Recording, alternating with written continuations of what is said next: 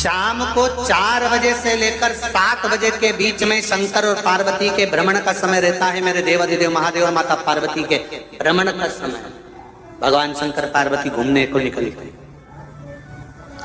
इसलिए हमारा सनातन धर्म कहता है शाम के समय पर माताओं को झाड़ू नहीं लगाना चाहिए, शाम के समय पर माताओं को चूड़ी बिछिया नहीं बदलना चाहिए, शाम के समय पर माताओं को मांग में सिंदूरा नहीं भरना चाहिए, शाम के समय पर माताओं को बाल नहीं बांधना चाहिए, शाम के समय पर माताओं को चौखट पर नहीं बैठना चाहिए। उसका कारण क्या है? क्योंकि पार्वती जी ने भगवान भोलेनाथ जी से कहा था कि तुम मुझे रोज शाम के समय प्रदोष काल में भ्रमण के लिए लेकर जाते हो, मेरे लिए आज्ञा क्या है? शंकर भगवान ने कहा सुनो पार्वती, मंदिर के अंदर नंदी रहता है, जाने वाला यात्री जब मंदिर में मेरा दर्शन करने आता है तो नंदी के कानों में कहकर जाता है कि शिव जी को मेरे यहाँ लेकर आना। मैं नंदी के अनुसार उनके घर जाता हूँ, मेरा काम है उनका कल्याण करना और तेरा काम है उनके घर की नारी को अखंड सौभाग्यवती का वर प्रदान करना, ये तेरा काम।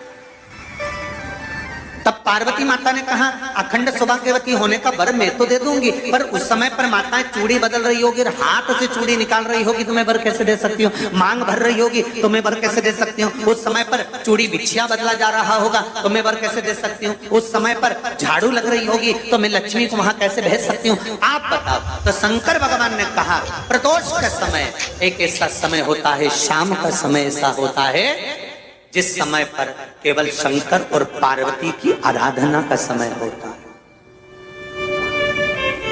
हम तो कई लोगों से कहते हैं अगर आपके यहाँ संपदा नहीं आ रही है, बहुत मेहनत कर रहे हो, फल नहीं मिल रहा, कहीं नौकरी, कहीं सर्विस या कहीं व्यापार या व्यवसाय में कहीं तकलीफ आ रही है, हम सबसे कहते हैं शाम का समय पकड़ लो, शंकर जी के मंदिर में दिया लगाना प्रारंभ कर दो। शिव मंदिर में अगर दिया नहीं लगा रहे हो तो बेलपत्री के पेड़ के नीचे दिया लगा दो। बेलपत्री और शंकर जी के मंदिर में दिया नहीं लगा रहे तो शंकर जी के मंदिर के बाहर चौखट पर दिया लगा दो।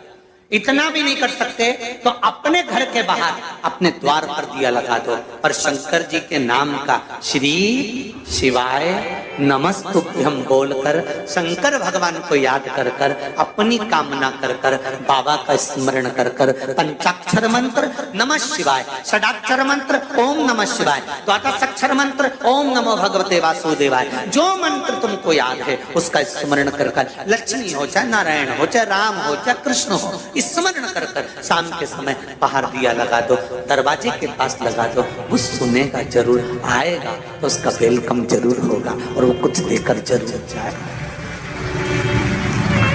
नियम तो बनाओ, उसकी चौखट पर जाकर कहना प्रारंभ।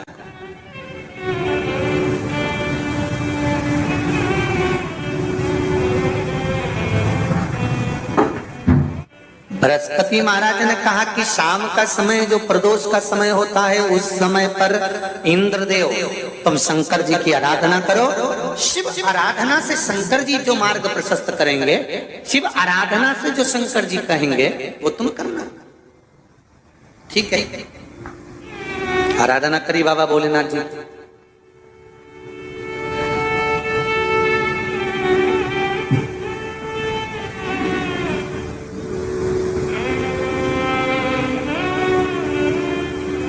मालूम नहीं था इंद्रदेव को।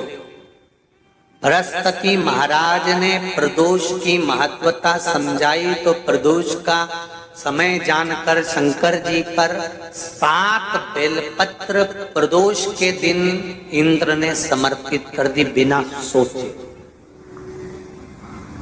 कितनी बेलपत्र? 7। प्रदोष का व्रत करो चाहे ना करो, मंदिर में चढ़ी हुई बेलपत्र को उठा लो,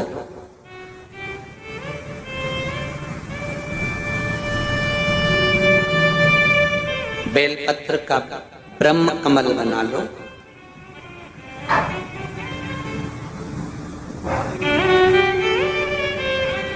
ब्रह्म कमल का मतलब होता है डंडी बीच में रहे, आसपास पत्तियां रहे। 7 पत्ती का ब्रह्म कमल बनाकर, जैसे ये पत्तियां हैं एक जैसी रखी हुई हैं तो इसको फैला लिया 7 पत्ती को, आपस में फैलाकर ब्रह्म कमल बना लें।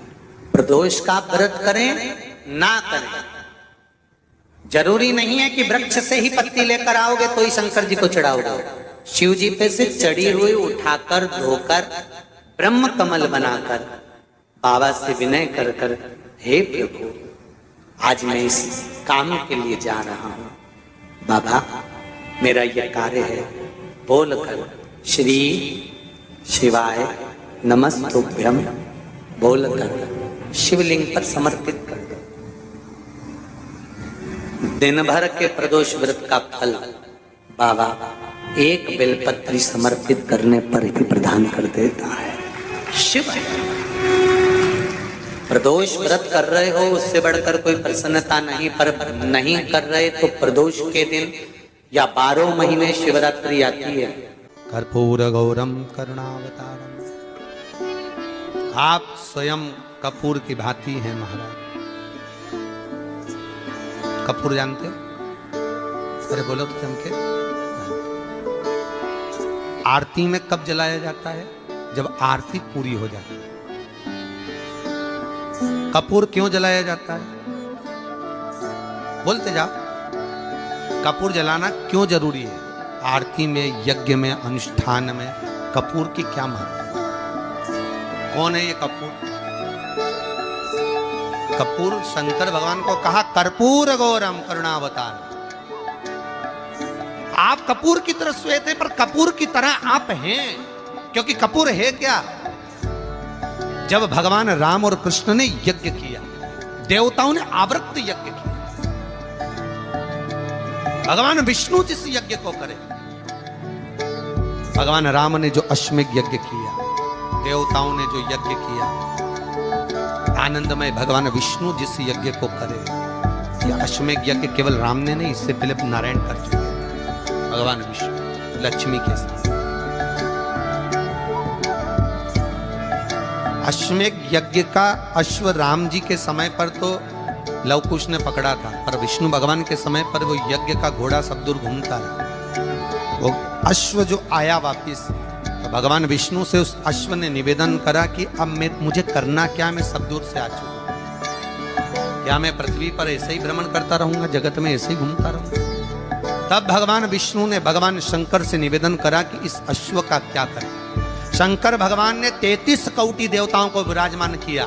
शंकर अपने अंदर 33 कोटि देवताओं को बिठाकर, तब भगवान शंकर ने हाथ में गंगा का जल लेकर उस अश्व पर छोड़ा, तो उसको कपूर बना दिया। कपूर बनाकर उसको यज्ञ में समर्पित कर दिया।